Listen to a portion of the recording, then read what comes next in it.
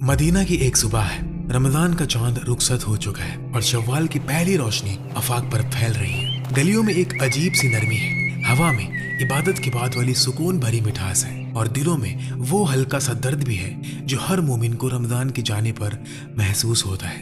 रात भर दुआओं में भीगी आंखें अब एक नए जज्बे के साथ खुल रही है। ये खुशी सिर्फ एक त्योहार की खुशी नहीं, ये उस बंदे की खुशी है जिसने एक महीना अपने रब के लिए प्यास सही, भूख सही, अपनी नफ्स को रोका, अपनी जबान को संभाला, अपनी निगाह को झुकाया, अपने दिल को साफ किया और अब उसे इजाजत मिली है कि वो अल्लाह की रहमत पर मुस्कुरा सके। इस्लाम ने ईद को बस जश्न का दिन नहीं बनाया, उसे शुक्र का दिन बनाया, इबादत का दिन बनाया, उम्मत के मिलने का दिन बनाया। जब रसूलुल्लाह सल्लल्लाहु अलैहि वसल्लम मदीना तशरीफ लाए, लोग दो खास दिनों में खेल तमाशा करते थे। आप सल्लल्लाहु अलैहि वसल्लम ने पूछा, ये दिन क्या है?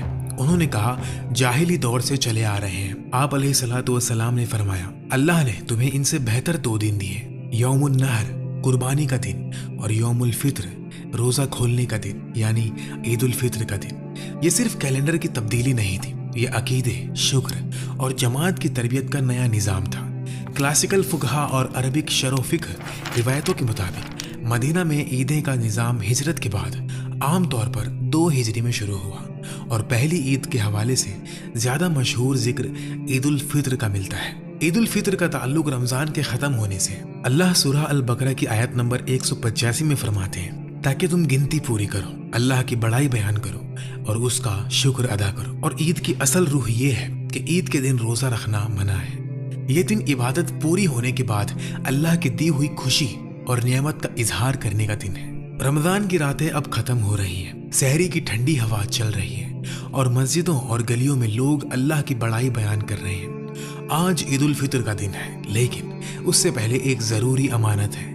रसूलुल्लाह सल्लल्लाहु अलैहि वसल्लम ने ज़कातुल फित्र फ़र्ज करार दी ताकि गरीब की ज़रूरत ईद से पहले पूरी हो जाए और ये भी फरमाया गया कि ये सदका ईद की नमाज से पहले अदा किया जाए। अगर बाद में दिया जाए तो फिर वो आम सदका रह जाता है। जब नबी अलैहिस्सलातु वस्सलाम ईद के दिन बाहर तशरीफ लाते तो आप एक खूबसूरत सुर्ख धारी वाली चादर या जुब्बा पहनते थे जो यमन का था। आप सल्लल्लाहु अलैहि वसल्लम इतने हसीन लगते थे कि जो भी आपको देखता उसका दिल खुश हो जाता। जब आप लोगों से खिताब करने के लिए निकलते तो आपकी शख्सियत ही अपने आप में एक रहमत और एक जमाल का मंजर होती थी। आप अलैहिस्सलातु वस्सलाम ईद उल फित्र की नमाज के लिए निकलने से पहले कुछ खजूरें तनावुल फरमाते थे और अनस रदियल्लाहु तआला अन्हु से रिवायत है कि आप ताक यानी ऑड नंबर में खजूर खाते थे। इस अमल में कितनी गहरी हिकमत छुपी है। जैसे आप अपनी उम्मत को बता रहे हो, आज रोजा खत्म हो चुका, आज इम्तिहान के बाद इनाम का दिन है, आज अल्लाह ने तुम्हें रोजा तोड़ने का हुक्म दिया है। इसलिए इबादत आज इसमें नहीं कि तुम भूखे रहो, बल्कि इसमें है कि तुम अल्लाह के हुक्म पर इफ्तार करो। रमजान में सुबह से शाम तक रोजा अल्लाह की इताअत थी।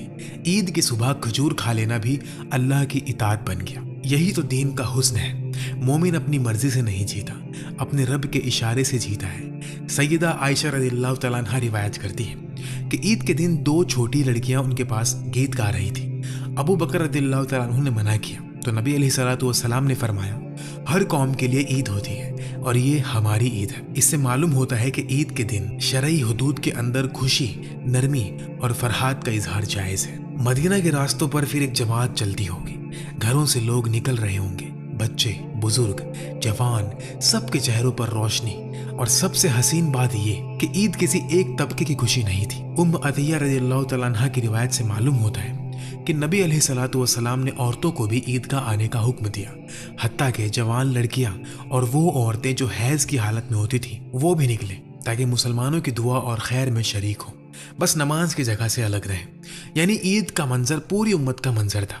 इस्लाम ने इबादत को मस्जिद की दीवारों तक बंद नहीं किया, उसने उम्मत को एक मैदान में जमा किया ताकि दिल भी मिले, दुआ भी मिले और अल्लाह की शान भी जमीन पर नुमायन हो। सोचिए कितना पुरअसर मंजर होगा जब मदीना का हर घर ईदगाह की तरफ रवाना होगा और हर दिल में एक ही जज्बा होगा, अल्हम्दुलिल्लाह, अल्लाह ने हमें रमजान तक पहुंचाया और अब ईद तक भी। और फिर वो तकबीर की आवाज़, अल्लाहु अकबर, अल्लाहु अकबर, अल्लाहु अकबर, ला इलाहा इल्लल्लाह, اللہ اکبر اللہ اکبر وللہ الحمد۔ عید کی روح ہی تکبیر ہے۔ رمضان کے آخر میں قرآن نے ہدایت دی کہ تم گنتی پوری کرو اور اللہ کی بڑائی بیان کرو اس پر کہ اس نے تمہیں ہدایت دی۔ عید کا دن اصل میں بندے کے دل کو ایک بات یاد دلاتا ہے، تم نے روزہ رکھا لیکن قوت اللہ نے دی، تم نے قیام کیا لیکن توفیق اللہ نے دی، تم نے قرآن پڑھا لیکن ہدایت اللہ نے دی، تم نے دعا کی لیکن سننے والا اللہ تھا۔